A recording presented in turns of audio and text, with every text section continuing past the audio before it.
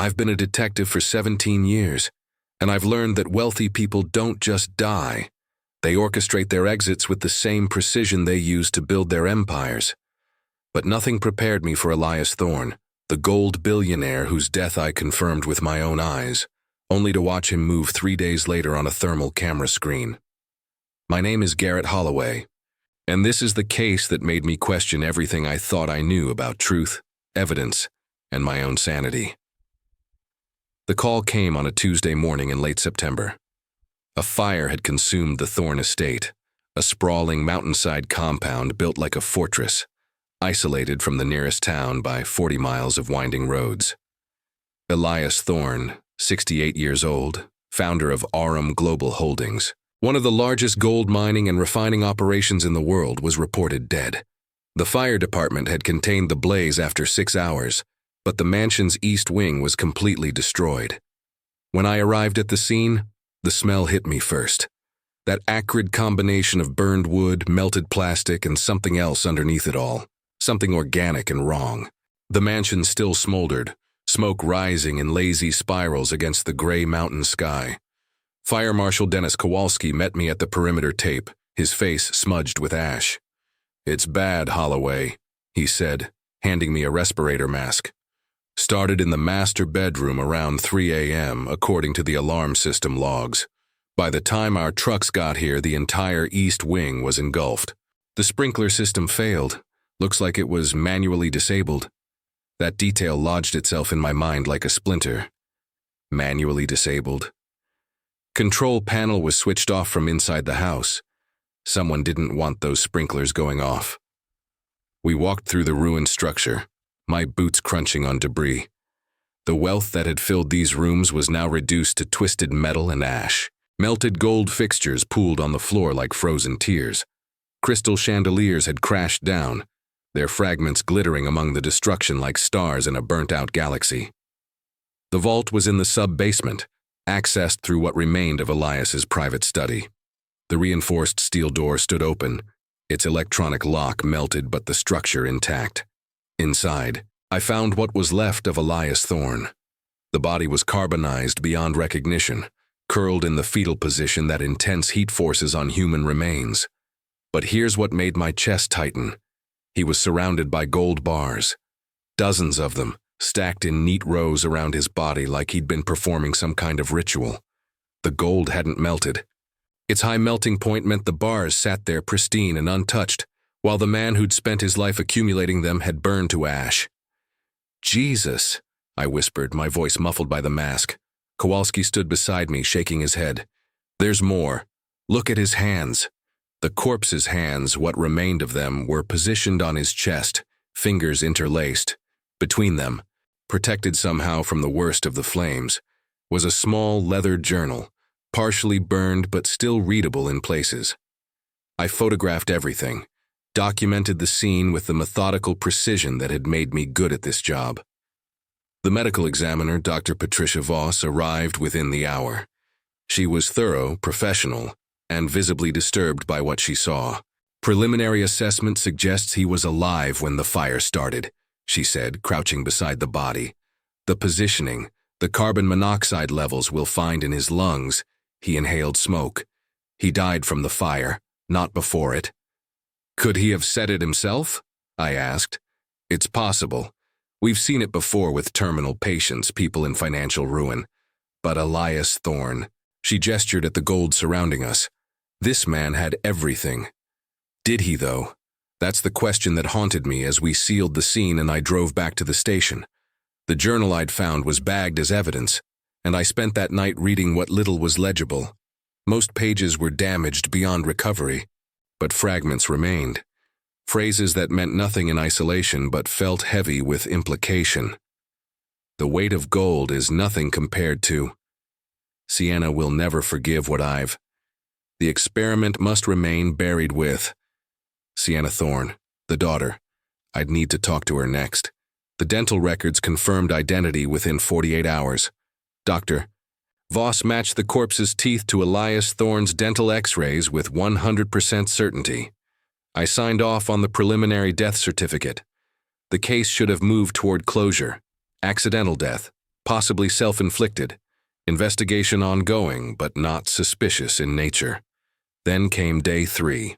The fire department conducts thermal imaging surveys after major structural fires to detect residual hotspots that might reignite.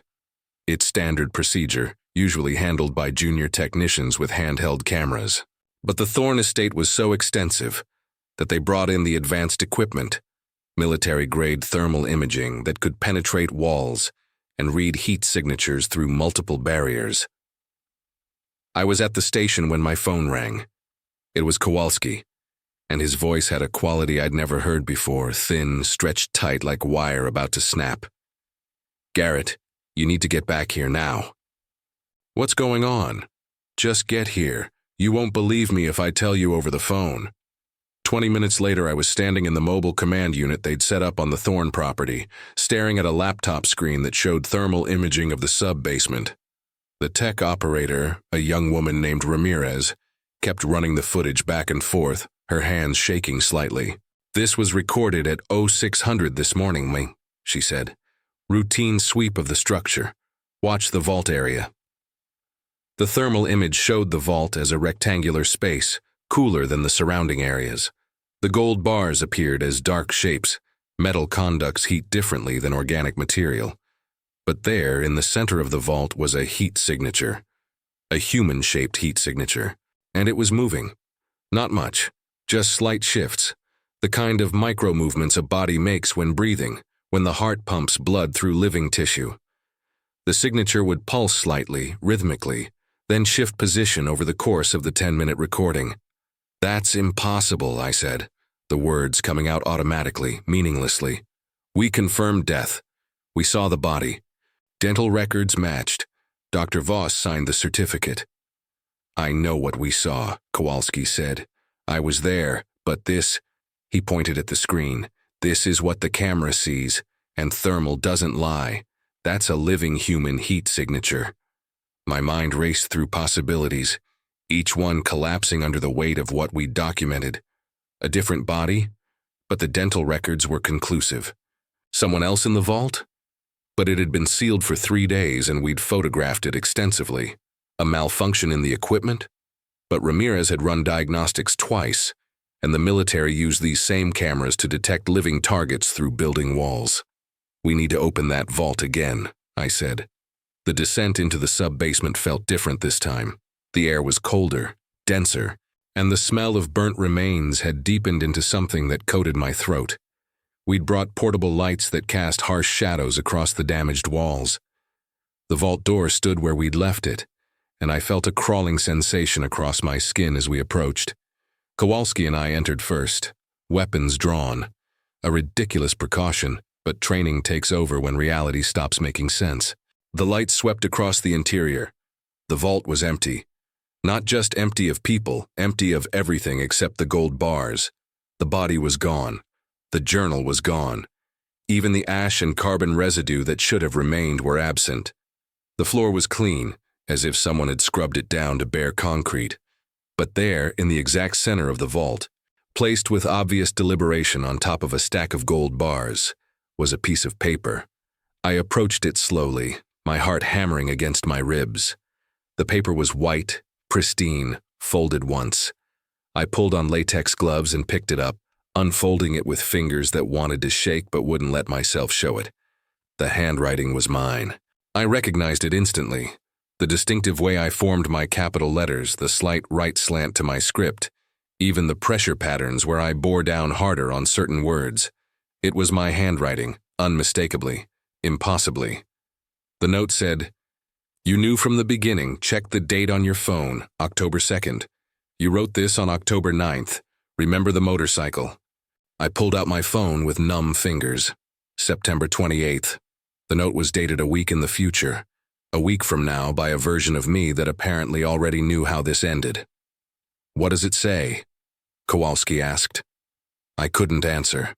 My throat had closed around words that refused to form, because underneath the conscious confusion and fear, there was something else, a flicker of recognition, like a dream half remembered upon waking.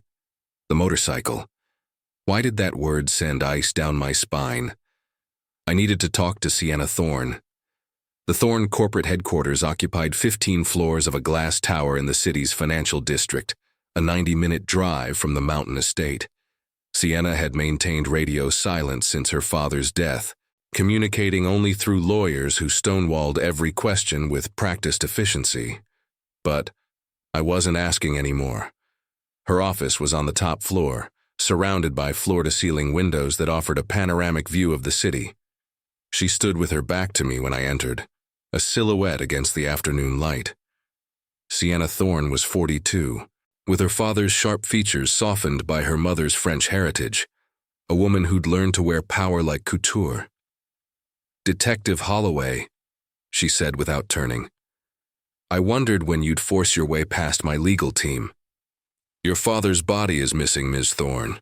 The vault where he died is empty, and thermal imaging suggests something alive was inside it this morning. So yes, I forced my way past your lawyers. I need answers."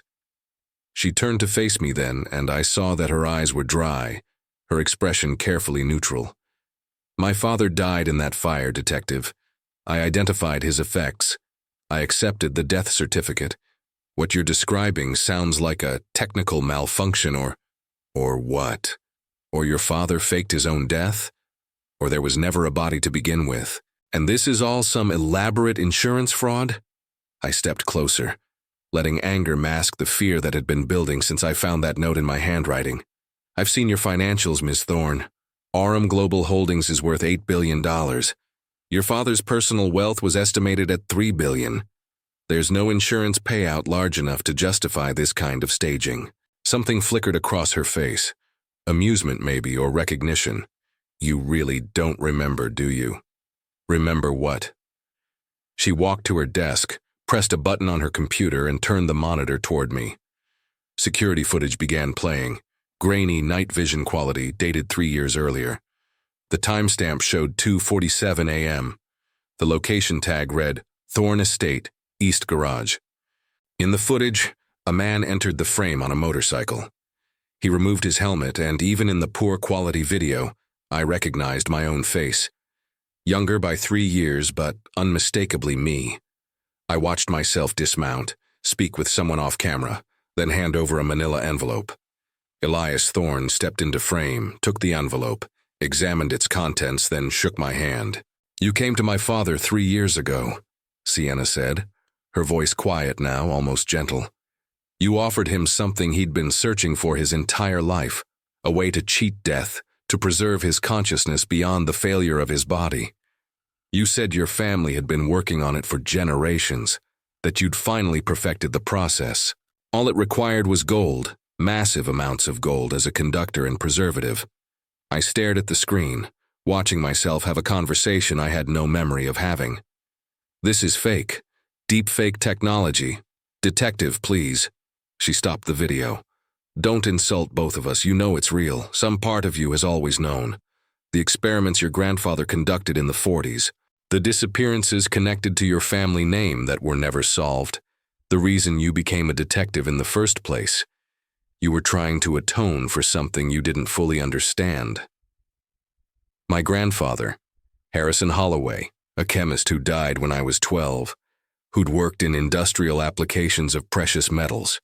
I'd found his journals once, hidden in our attic, pages filled with diagrams and formulas I couldn't comprehend, notes about consciousness transference, and metallic suspension of neural patterns. My mother had burned them, told me to never speak of them again, that some family legacies were meant to die. "Even if what you're saying is true," I said, my voice barely above a whisper, "even if I came to your father with some insane proposal, that doesn't explain the body. The dental records matched. Dr. Voss confirmed what she was paid to confirm," Sienna interrupted. "The body you found was a vagrant my father purchased from a medical research facility. Appropriate age, appropriate build. The dental work was adjusted.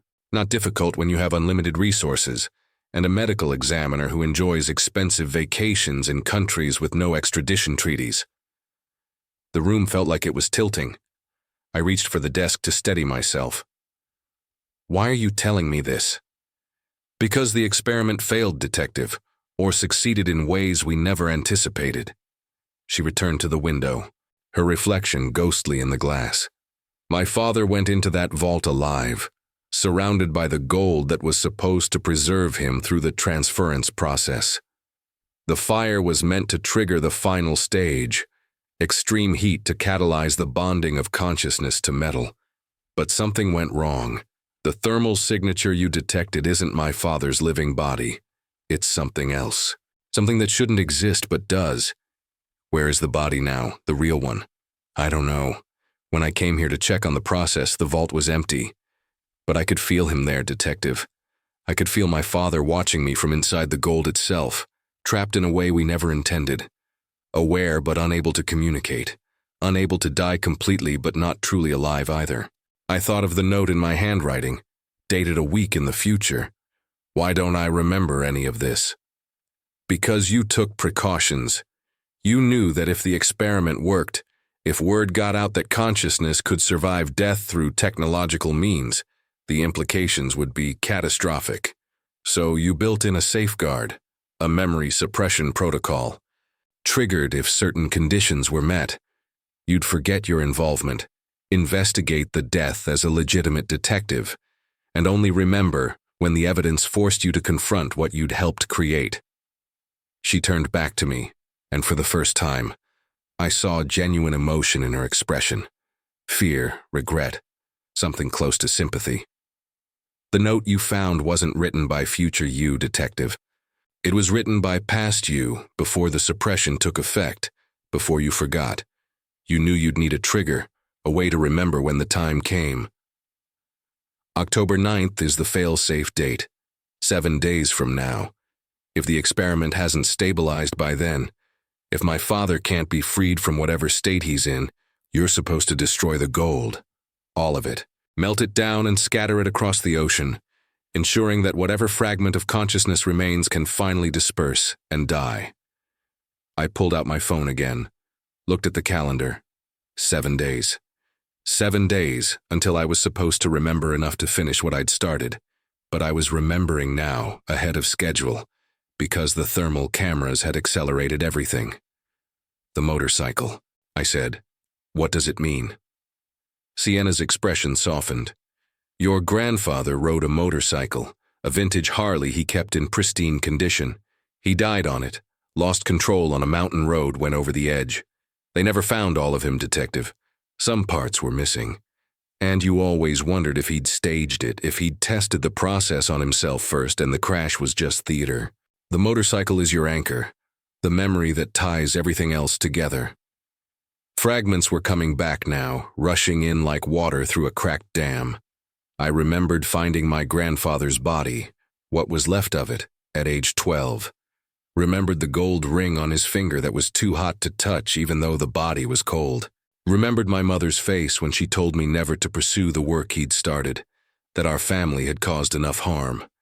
And I remembered Elias Thorne, desperate and dying from pancreatic cancer, willing to pay any price for a chance at immortality.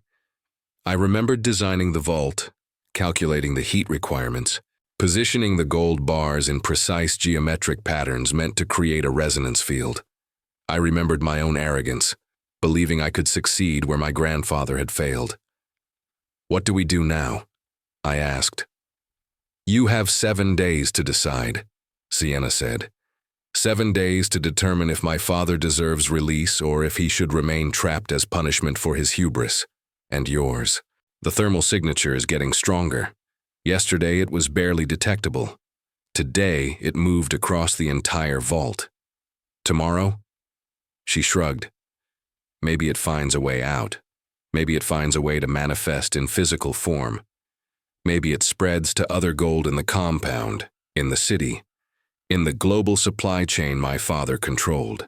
Maybe you created something that will haunt every piece of gold on Earth. I left her office in a daze, rode the elevator down to street level where reality felt thin and negotiable. In the parking garage, I found my car and sat behind the wheel without starting the engine. My hands were shaking now, finally allowing themselves the fear my mind had been suppressing. 7 days to destroy the gold, or let whatever Elias Thorne had become continue evolving. 7 days to decide if I was a detective solving a murder or a scientist cleaning up a failed experiment. 7 days to determine if the thermal signature in that vault was a man's dying scream or the birth cry of something new. I drove back to the station, filed a report that said nothing about what Sienna had told me, documented the empty vault, the missing body, the thermal anomaly as unexplained phenomena requiring further investigation. Kowalski read my report and nodded, asked no questions that would require answers neither of us wanted to hear. That night, I went to my mother's house for the first time in 6 months. She was 74 now, still sharp, still carrying the weight of family history in her shoulders. She took one look at my face and led me to the kitchen, poured 2 glasses of bourbon, and sat across from me at the table where I'd eaten breakfast as a child. "You remember," she said, not a question. "Some of it, enough. Your grandfather was brilliant, Garrett. Brilliant and reckless, and convinced that death was just another problem that could be solved with the right equation. He spent 30 years trying to prove consciousness could persist beyond organic death, that the electrical patterns of thought could be stored in crystalline metallic structures. He tested it on animals first: mice, dogs, primates. Some of them showed signs of awareness after death, responding to stimuli, learning new behaviors despite having no functioning brain tissue. And then he tested it on himself." She nodded, sipped her bourbon. The motorcycle crash was real, but what they found wasn't all of him. He'd already begun the transference, used gold fillings in his teeth as the initial anchor points. When he died, some part of him transferred successfully. For weeks after, I could feel him in the house, in the jewelry box where I kept my wedding ring, in the coins scattered on his dresser. It was like he was trying to communicate, but couldn't form coherent thoughts anymore, just impressions, emotions, fragments of the man he'd been. What happened to him? I melted everything down. Every piece of gold in the house, everything he'd touched or prepared for the experiment. I took it all to a foundry and watched it burn at temperatures high enough to break any molecular bonds that might persist. And then I felt nothing. Complete absence where his presence had been. I don't know if I freed him or killed him twice. I've spent 40 years wondering. I finished my bourbon, felt it burn down my throat. Elias Thorne's daughter wants me to make the same choice. What do you want to do? That was the question, wasn't it? What did I want? Justice for participating in an obscene experiment? Mercy for a dying man who'd grasped at impossible hope? Protection for a world that might be infected by a consciousness that could inhabit any gold it touched? I want to know if my grandfather is still out there, I said quietly. If consciousness really can persist, if he's been waiting all these years in the scattered gold we spread across the earth, trying to reform, trying to come back. My mother reached across the table, took my hand. Her skin was paper thin, translucent, showing the blue rivers of veins beneath. Some doors shouldn't be opened, Garrett. Some questions shouldn't be answered. You have a chance to close this door before it opens all the way. Whatever Elias Thorne has become, it's not him anymore. It's not even alive in any meaningful sense. It's just an echo, a recording playing on an incomprehensible medium. Don't let it spread. Don't let it become what your grandfather almost became. I left her house near midnight, drove through empty streets back to my apartment. The city looked different now, every gold light reflecting off windows carrying possibility.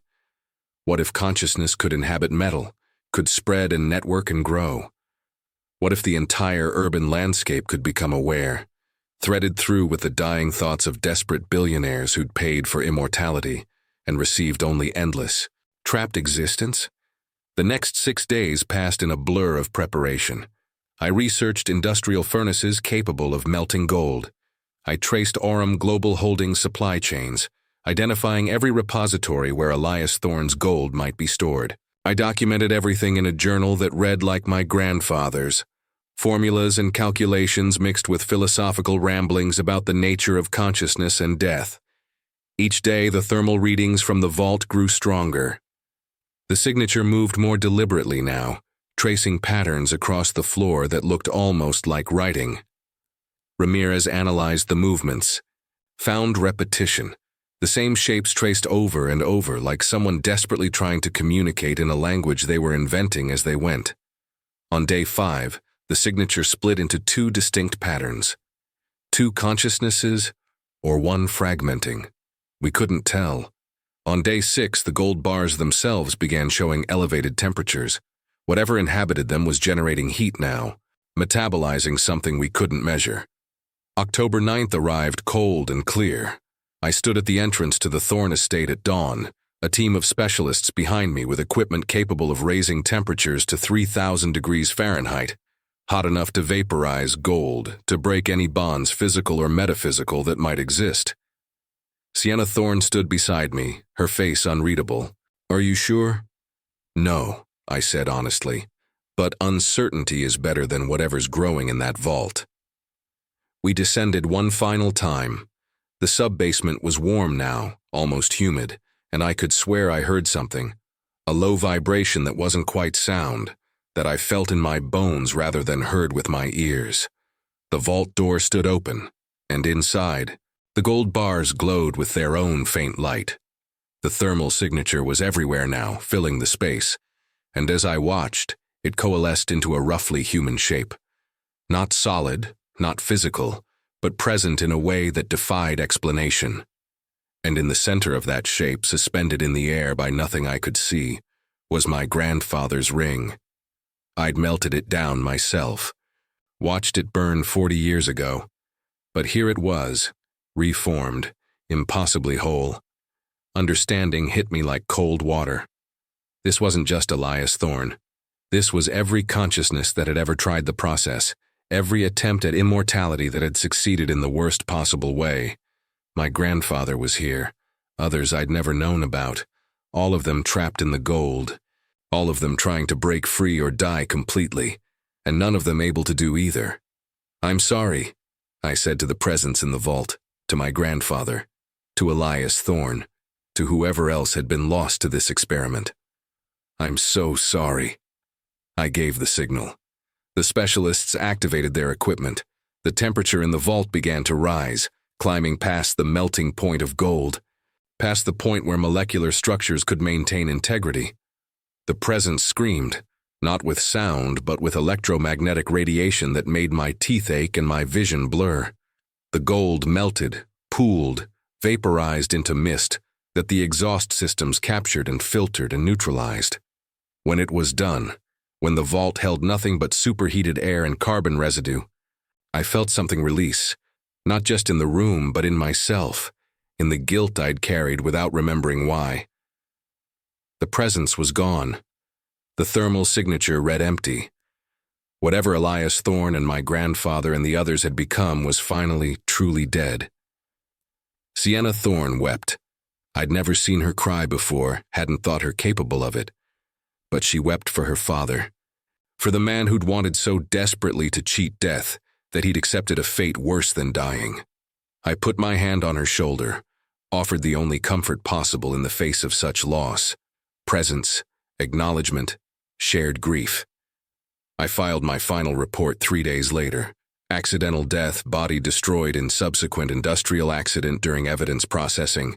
Case closed. No one questioned it. No one wanted to look too closely at what had happened in that vault. But I kept the journal I'd written, the one dated October 9th, written by a version of me that remembered everything and knew what needed to be done. I keep it locked in my own safe, surrounded by iron instead of gold. And sometimes, late at night, I take it out and read my own handwriting, my own warnings, my own apologies to a future self who would have to make impossible choices. I think about my grandfather, about whether he spent 40 years trapped in melted gold, aware but unable to form thoughts coherent enough to communicate. I think about Elias Thorne, who bought his own damnation with the wealth he'd spent a lifetime accumulating. I think about the other signatures we detected in that final thermal scan, the others who'd tried this experiment and failed the same way. And I think about the gold that exists in the world, in wedding rings and jewelry and reserves. And I wonder if any of it holds fragments of consciousness too small to detect, but still aware, still experiencing some truncated version of existence. I wonder if we're all swimming in an ocean of trapped souls, of failed immortality experiments conducted across human history by people who couldn't accept the finality of death. Here's my question for you. If you had the chance to live forever, but risked trapping yourself in an aware but isolated existence, unable to communicate, unable to die, would you take that risk? Would any amount of life be worth the possibility of that specific hell? And who gets to make that choice? The person seeking immortality, or the people they leave behind to clean up the consequences?